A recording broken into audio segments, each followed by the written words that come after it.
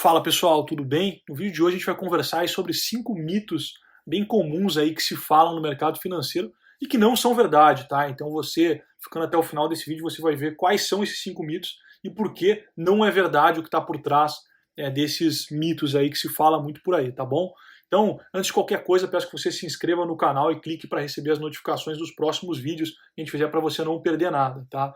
Importante também, se possível, fazer uma avaliação positiva para fazer sentido a gente continuar investindo o nosso tempo aqui e seguindo, fazendo o nosso trabalho aqui no YouTube, tá? Tem muito mais coisa vindo por aí. Então, vamos começar aí pelo primeiro mito, que ele é bem comum aí para pessoas que querem trabalhar no mercado financeiro.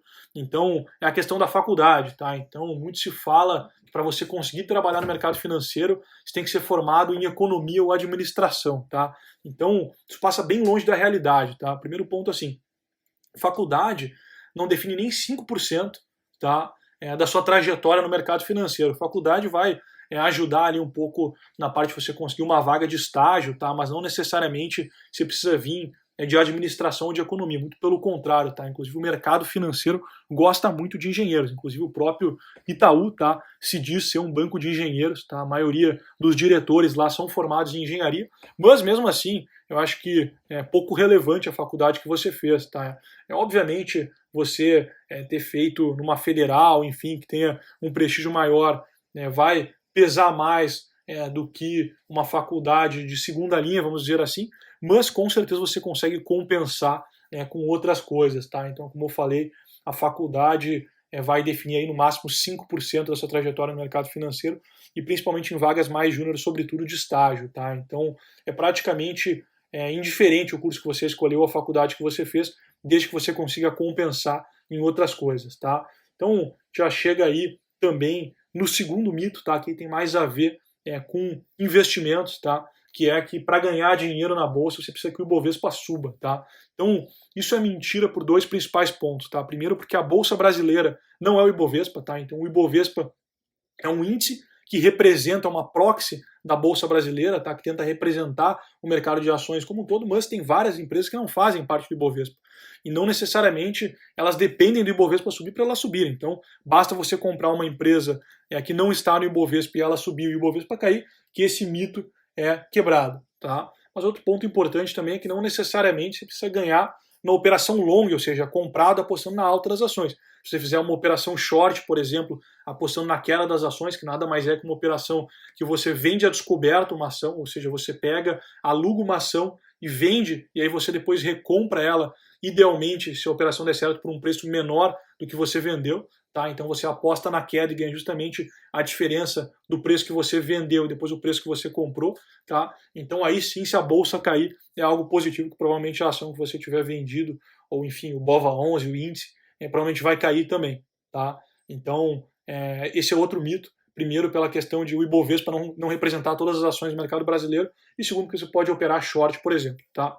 Outro mito que eu gosto de falar bastante é que renda fixa não tem risco, tá? Então aqui tem dois principais erros nessa frase bem importante. Primeiro, é que tem risco sim, tá? Principalmente se você medir risco por volatilidade, não é algo que eu concordo, mas para renda fixa acho que é importante olhar, tá? Se você pegar, por exemplo, um tesouro IPCA, aí, uma NTNB longa, ou pegar um tesouro pré-fixado, tá? Se você não segurar o título até o vencimento, ele funciona quase como se fosse uma renda variável, tá? Então, as movimentações das taxas de juros no mercado, tá? Que são negociadas no mercado, acabam gerando aí o que se chama de ágio e deságio. Então, você vendendo, por exemplo, o título antes do vencimento, você compra lá um título pré-fixado, por exemplo, a uma taxa de 10%, a taxa de mercado passa a ser 8%, você tem um ágio na sua compra, tá? Então o que acontece? Você vai acabar ganhando mais do que você contratou originalmente, tá?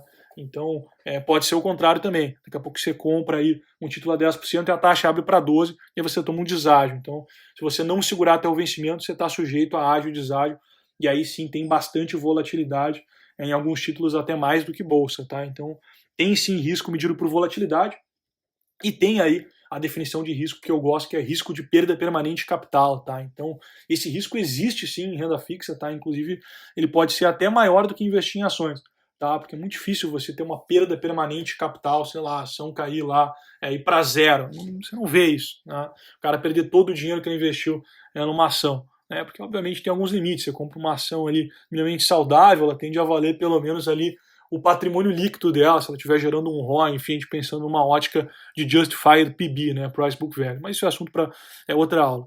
Mas qual que é o ponto aqui, tá? Se você pegar uma renda fixa, crédito privado, por exemplo, uma debênture, se você investir na pessoa física, você não tem garantia do FGC. Então, o que acontece? Se o emissor lá da debênture, você pode pesquisar, por exemplo, rodovias do Tietê, tá? Foi um case bem triste aí para o investidor pessoa física. Vários clientes, principalmente da XP Investimentos, tá? Tiveram perdas nesse ativo, tá? Que foi marcado a zero, ou seja, a empresa deu o default e ela acabou sendo marcada a zero, tá? E como não tem nenhum tipo de garantia nesse caso, tá? Quem investiu perdeu tudo. Então o que acontece? Muitas vezes você corre lá um risco de perda permanente todo o capital para ganhar um spreadzinho ali a mais, sei lá, 130 do CDI, 140 do CDI, ou CDI mais 1, CDI mais 2. Então parece uma simetria bem negativa, né? Você ganhar um pouquinho a mais com risco de perder tudo. Então renda fixa tem risco sim, tanto risco de volatilidade, no caso de você vender um título pré ou IPCA mais antes do vencimento, quanto principalmente risco de perda permanente de capital se você investir em títulos que não são garantidos pelo FGC e não fizer uma boa análise de crédito, tá?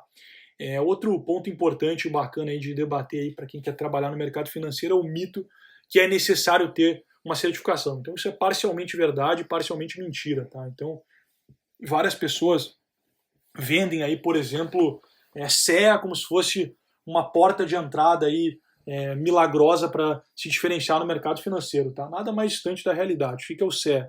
É uma certificação que normalmente alguns bancos exigem, tá? Para pessoas que querem trabalhar no varejo, tá? Ou seja, em agências bancárias atendendo cliente média renda, tá? Se você não está se candidatando para uma vaga que exige o CEA, não faz nenhum sentido você fazer. Primeiro, porque é uma certificação que ela tem um custo e ela não te habilita regulatoriamente nada mais que o CPA 20 habilita.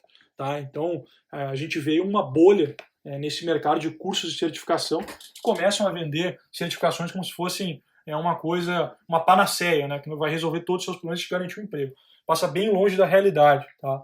Inclusive, se você for ver os caras que têm sucesso em banco, tá? Superintendentes, diretores, nenhum se autodenomina lá fulaninho, CE, tá? Então, começa por aí, tá? Se você quer buscar alguma certificação para realmente se diferenciar por causa da certificação, a única que eu acho que realmente faz sentido é o CFA, tá? Mas aí entra em outra questão, que é a questão da certificação regulatória, tá? O que eu falei do CE?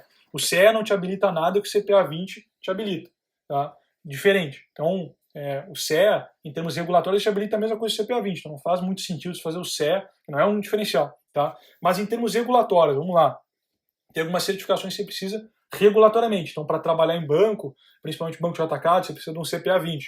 Para você assinar relatórios, por exemplo, de investimento, recomendação de investimento, você precisa de um CNPI. Para você fazer gestão de recursos, você precisa do CGA. Para você ser um agente autônomo de investimento, você precisa da Ancor, tá? Só que o que acontece? As pessoas às vezes querem fazer o caminho inverso, elas acham que vão tirar o CGA lá e vão virar gestoras. Também nada mais longe da realidade. Você precisa ser um excelente analista, tá? E para isso você precisa de conhecimento prático para depois pensar em tirar o CGA para tentar conseguir uma vaga de gestão. Tá? Então, assim, a certificação ela não te garante que você vai fazer aquilo. Ela apenas te habilita regulatoriamente. Então, qual que é o caminho correto que as pessoas parecem não conseguir enxergar por causa dessa bolha que existe das pessoas tentando empurrar cada vez mais certificações? É o seguinte, você busca conhecimento prático, aí sim você aumenta a sua empregabilidade, e aí quando você consegue um emprego no mercado financeiro, se for necessário regulatoriamente, aí a própria empresa que você estiver trabalhando vai te pagar para você fazer a certificação. Esse é o caminho correto.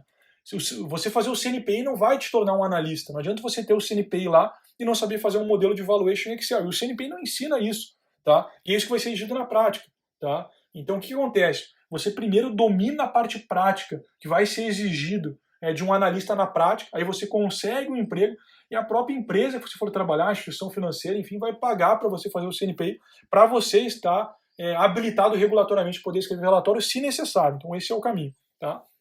Por fim, tá? A maior bobagem que eu já vi na internet é falar que preço não importa, tá? Então, esse mito eu até nem tenho muito o que falar, basta você falar isso para um gestor de ações e você vai ver ele dar risada da sua cara, tá? Então essa é a verdade. Isso pode parecer verdade no Instagram, né? Mas quando você vai para a parte profissional, fala com o gestor de ações, com o analista, não existe mais nada longe da realidade falar que preço não importa, tá? Uma bobagem, basta você saber fazer matemática básica, você fazer uma conta de múltiplo de saída.